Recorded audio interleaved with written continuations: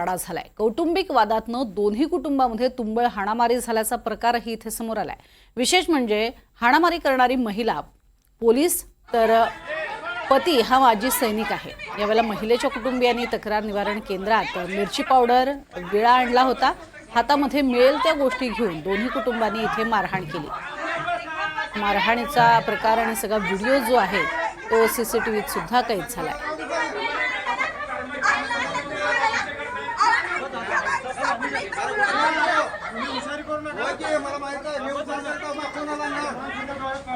तर तक्रार निवारण केंद्र आहे आणि याच तक्रार निवारण केंद्रामध्ये हे कुटुंबीय दाखल झाले होते।